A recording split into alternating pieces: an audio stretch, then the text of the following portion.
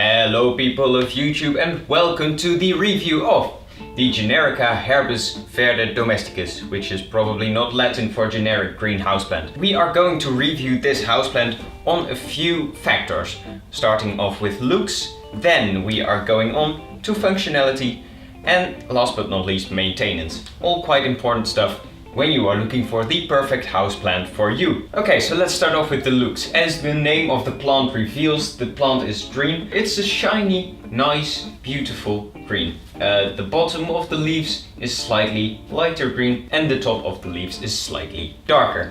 Now, the plant is also quite spiky. It has these long and thin leaves, which makes it look a bit spiky, and for some people this may come over as a bit aggressive, but if you get to know the plant is really nice. The plant is also pretty tall. I've got it standing on about half a meter of table, but if you think that away, the plant is about a meter high. So yeah, this is a tall example right here, but you can also get them in smaller variants. For functionality, this plant is good for a few things. The first thing is, of course, fluffing up your living room. It just adds a bit of mood, gives a bit of nature to the comfort of your own home. Then secondly, if you feel a bit lonely and you don't have anyone to talk to, this plant is a very good partner for a good conversation. Actually, the brains of this plant are very well developed and you can have very deep psychological conversations with this plant. Now, the last thing that I wouldn't recommend, because the plant is highly poisonous, but if you really are hungry and you don't have any snacks laying around,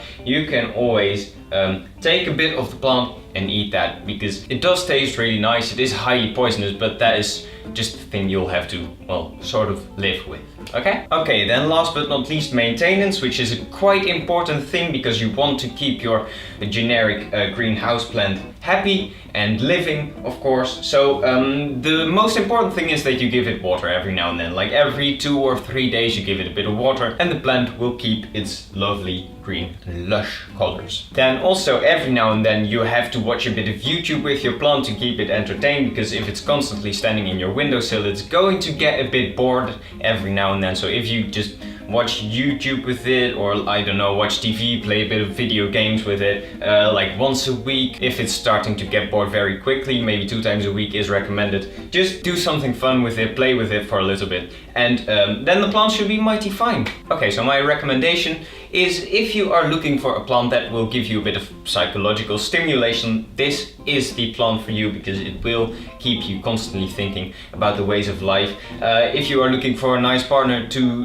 have good conversations with, this is the plant for you. Now, if you are more of a lazy, laid-back person, you might want to go for a cactus, because they are a bit more distant and they also need less water and attention. But overall, I think this is a very nice plant to have in the comfort of your own home. Now, thank you very much for watching, and don't forget to randomly push some of the positive buttons down there, and I'll see you next time. Ciao!